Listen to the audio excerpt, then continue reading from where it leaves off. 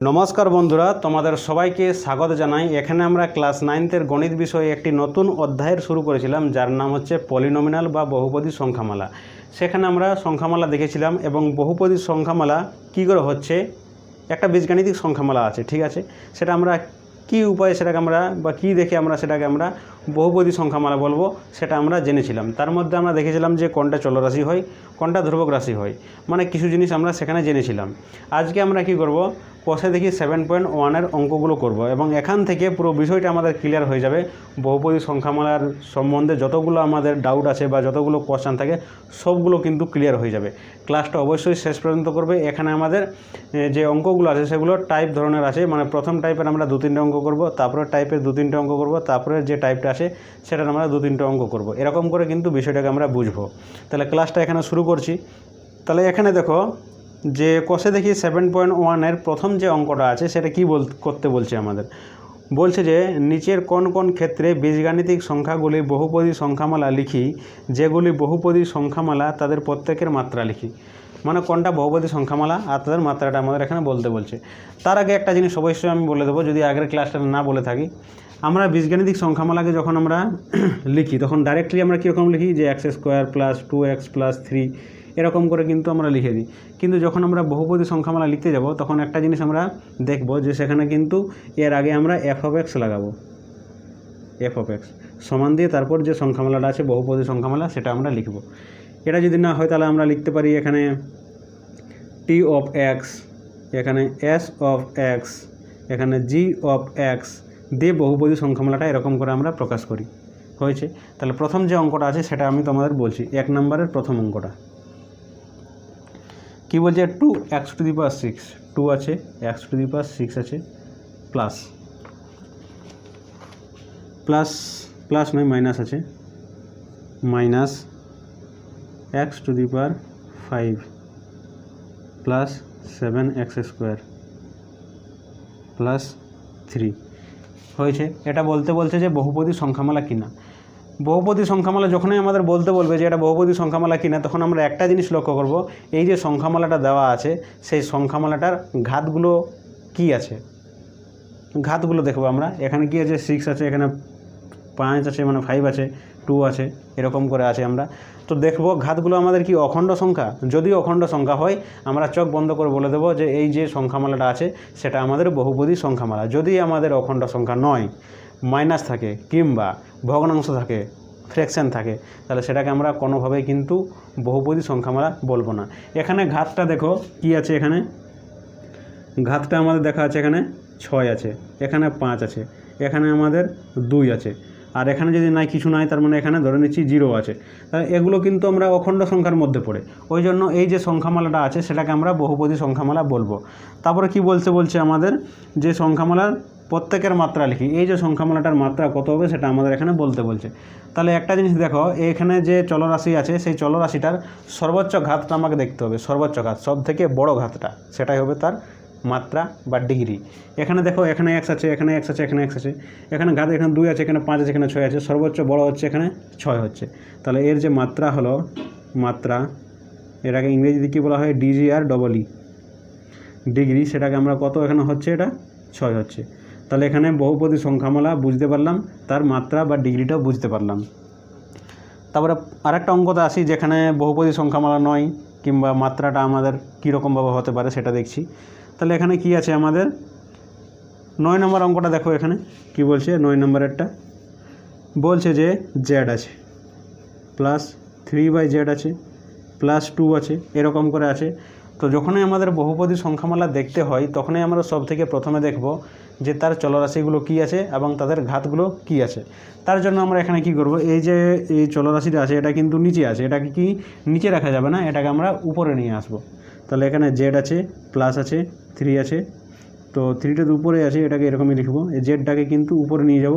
আর এখানে কি আছে, এটার +1 আছে, এটারও +1 আছে, উপরে যদি চলে যায় এটা মাইনাস হয়ে যাবে।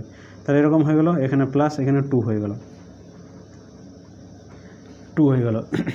তাহলে এখানে দেখতে পাচ্ছি চলরাশির যে মাত্রা আছে তার কিন্তু একটা মাত্রা আমাদের মাইনাসে চলে গেছে, সুতরাং এটাকে আমরা বলবো না এটা বহুপদী সংখ্যামালা। এটা হয়ে গেল বীজগাণিতিক সংখ্যামালা বলতে পারি আমি, কিন্তু এটাকে বহুপদী সংখ্যামালা কখনোই বলবো না।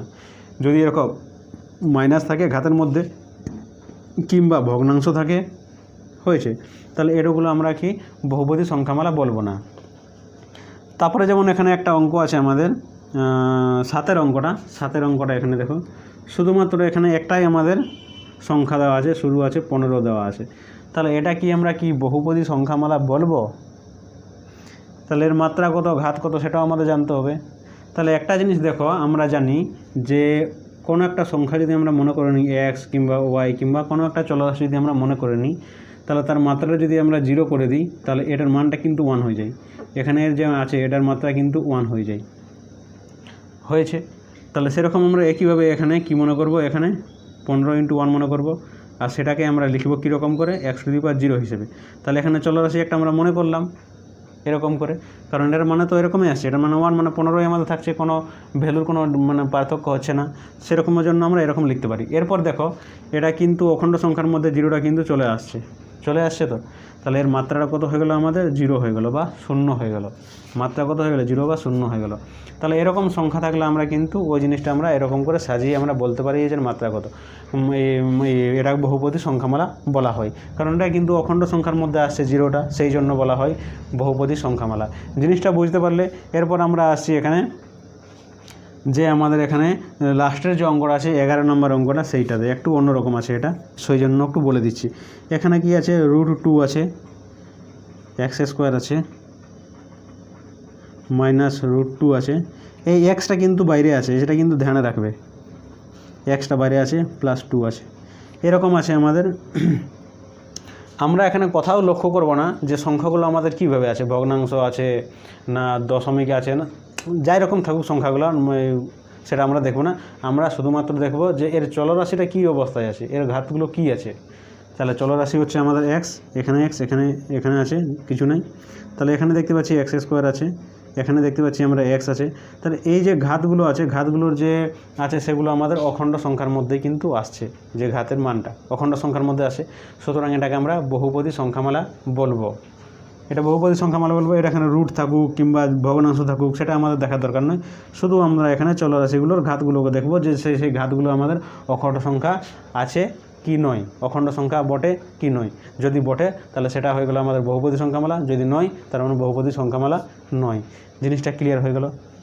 এরপর আমরা আসছি 2 নম্বর অঙ্কতে, কি বলছে, নিচের বহুপদী সংখ্যামালার মধ্যে কোনটি একচল বিশিষ্ট একঘাত সংখ্যামালা, কোনটি একচল বিশিষ্ট দ্বিঘাত সংখ্যামালা, কোনটি একচল বিশিষ্ট ত্রিঘাত সংখ্যামালা। মানে চলরাশি কিন্তু একটাই থাকবে, তার ঘাতগুলো কিন্তু পাল্টিবে বা চেঞ্জ হবে। তাহলে এখানে দেখো প্রথম যে 2-এর যে প্রথম যে অঙ্কটা আছে সেটা কি বলছে আমাদের 2x + 17 বলছে। এখানে আমাদের কি বলছে, চল একটাই থাকবে আমাদের। তাহলে আমরা দেখতে পেলাম যে এটা হচ্ছে একটা একচল বিশিষ্ট, একচল হচ্ছে, এর ঘাতটা কত আছে, এর এক ঘাত আছে, এই যে ঘাতটা কত আছে, 1 আছে, চলরাশির ঘাত, তাহলে সেটা হয়ে গেল আমাদের। তারপরে এখানে চলে আসি 2 নম্বর অঙ্কতে, কি বলছে যে x³ + x² + x + 1। এখানে দেখতে পাচ্ছি চলরাশি একটাই, মানে একচল বিশিষ্ট অবশ্যই হবে।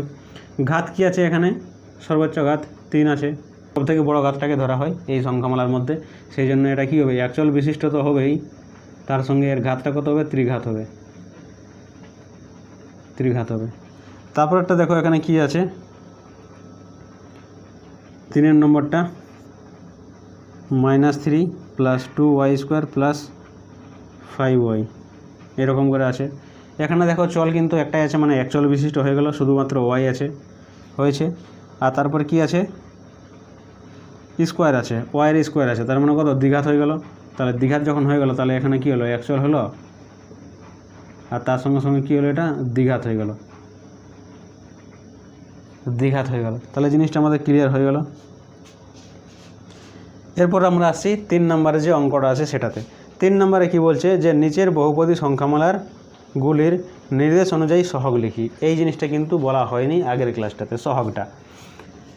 যেমন একটা সংখ্যামালা আমাদের আছে, এখানে ধরে নিচ্ছি কোনটা আমরা 5x 1 নম্বর অঙ্কটা, 3-এর 1 নম্বর অঙ্কটা কী আছে, এখানে 5x³ আছে, -13x² আছে, তারপরে কী আছে, +2 আছে। এখানে জিজ্ঞেস করছে আমাদের কত, x³ এর সহগ কত, এর সহগ এক্স কিউবের সহগ বলছে আমাদের বার করতে বলছে। তাহলে সেই জিনিসটা আমরা বার করব। তাহলে একটা জিনিস তোমাদের এখানে বলে দিই যে সহগটা কীভাবে বার করব। যারে সহগ বার করতে বলুক, এখানে এক্স কিউবের বলছে, আমরা এক্স স্কোয়ারও বার করতে পারি, এক্স টু দি পাওয়ার 0 আমরা বার করতে পারি।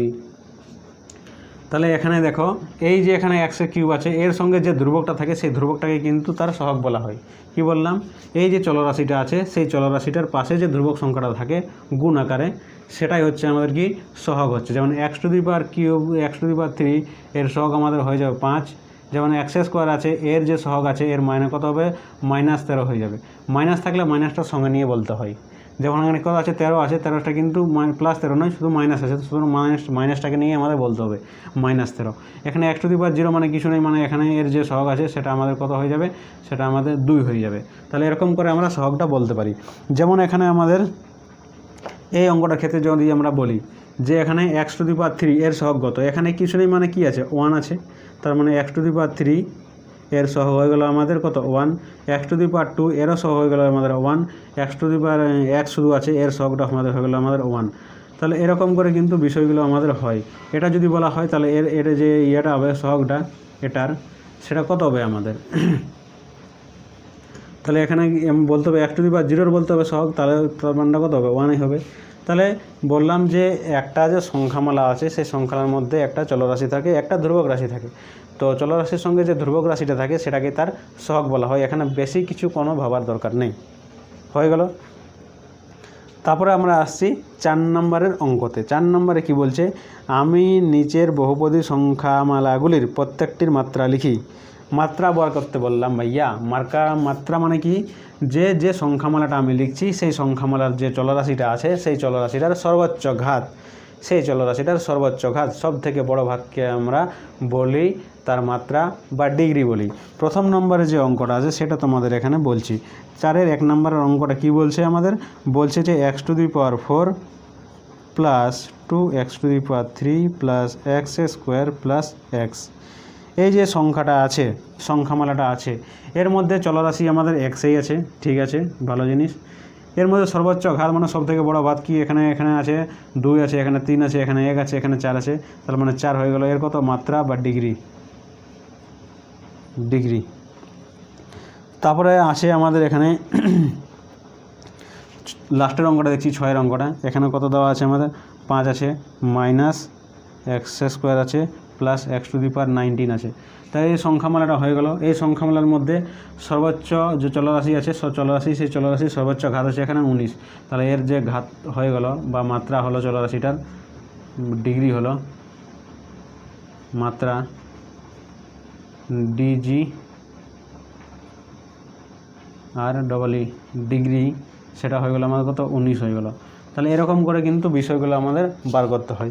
তাহলে আশা করি তোমরা এখানে বুঝতে পারলে যে যতগুলো আমাদের বহুপদী সংখ্যামালা সম্বন্ধে বিষয় থাকে, মানে প্রাথমিক ক্ষেত্রে 1 নম্বরের জন্য আসে জিনিসগুলো, তাহলে সেগুলো কিন্তু এখানে ক্লিয়ার হয়ে গেল। তাহলে আজকে এখান পর্যন্ত, এরপর তোমাদের সঙ্গে দেখা হবে পরবর্তী আরেকটি নতুন ক্লাসের সঙ্গে। ধন্যবাদ।